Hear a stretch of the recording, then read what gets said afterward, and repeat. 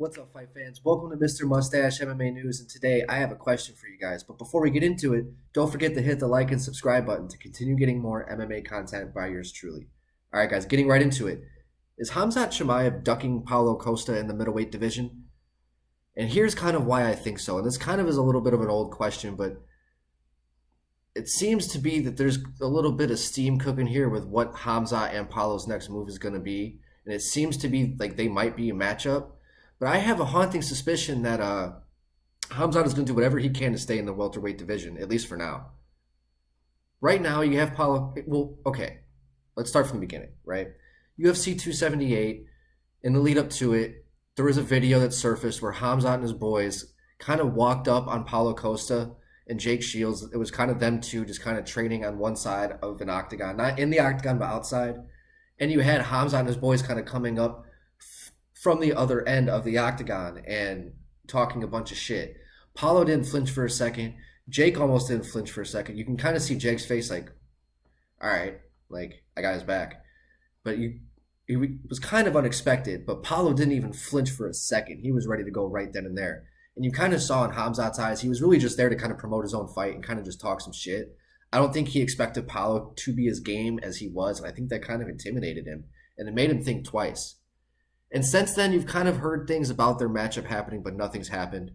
So who knows if a fight offer's happened and, Khamzat's turned it down, because I don't see Paulo Costa turning down that fight whatsoever, right?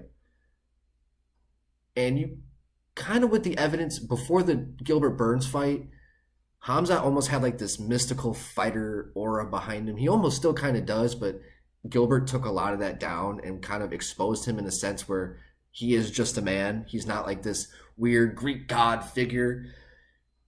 And now that he almost kind of looks as human as he is, it kind of just shows the proof is in the pudding, where he almost realized in that moment that he bit off something that he just couldn't chew. And looking at the welterweight division, right? He's number 3 right now. Usman is not going to be fighting Chimaev. Usman is only going to be getting that rematch against Edwards. Edwards, if he doesn't fight Usman right away, the only other logical fight is probably Khamzat, maybe George Masvidal, maybe even a Colby Covington fight. But I could definitely see the UFC pushing Khamzat for that title fight.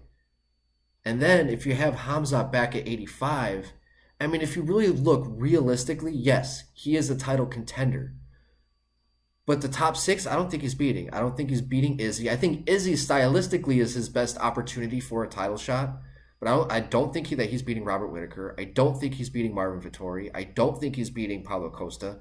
I don't think he's beating Alex Pereira. And I don't think he's beating Jared Cannonier. That is the top 6 right there. Now, everywhere below that, you see Sean Strickland, Derek Brunson, Jack Hermanson, and Andre Muniz. But Darren Till, those are all very winnable fights for Boris. But when you look at the welterweight division, Boris has a plethora of favorable matchups, right? You got Colby Covington, which I think Khamzat could probably take that fight. Gilbert Burns already beat Bilal Muhammad, who's fighting this weekend.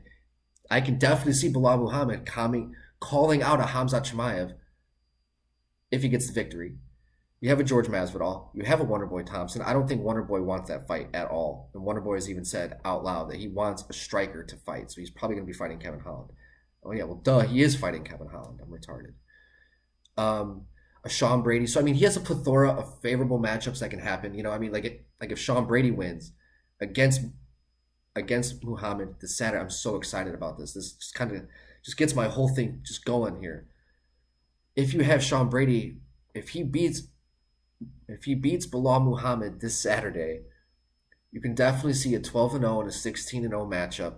But that I don't think would happen unless like Khamzat becomes champ and then like maybe Sean Brady is like a 17-0 and he's really knocking at the door there. But who really knows? I mean, you have a really lot of things that can happen for Khamzat at the welterweight division that are very favorable for him. And then if you look at the middleweight division, definitely not favorable for him. And if he takes an L against a guy like Paulo Costa, all of that aura, all of that confidence will just be taken away from Khamzat immediately. So, moving forward, what is Khamzat doing? What is going on through Khamzat's mind? And I honestly think he wants to stick back at welterweight. He's tasted the welterweights, he's tasted the middleweights, but I think when it comes down to those top 5, top 6, I think Khamzat struggles, and I don't think that he wants any of that smoke. That's just me saying that. I could be totally fucking wrong. But I think right now, his head, he wants to go somewhere where he can dominate and be the bigger guy and be their bully. That kind of seems to be his personality. And I think welterweight division is primed for that.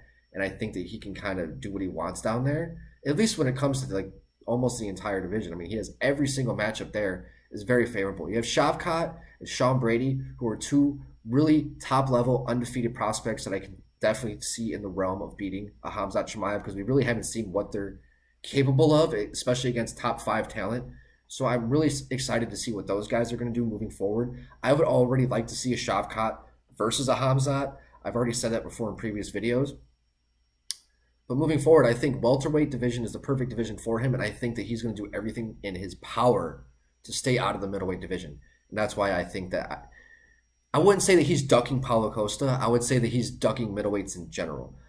It's just going to be tough for him to make that 170 pounds, but he's going to have to do it. He's going to have to be a professional and get the right diet going down and get that cut going perfectly, because if he doesn't, he's going to be forced to be with those big boys, and I don't think he wants any of that smoke. But that's just my fucking thought on it, guys. I'd love to hear your guys' opinion on the subject. This has just had me going all day. I just had to talk about it. It's just something that just is irking my mind. So I'd love to hear your guys' opinion on it. If you guys think I'm fucking nuts, or if you guys think I'm spot on, I'd love to hear it, guys. All right, Mr. Mustache, MMA News out. Let's fucking go, fight fans.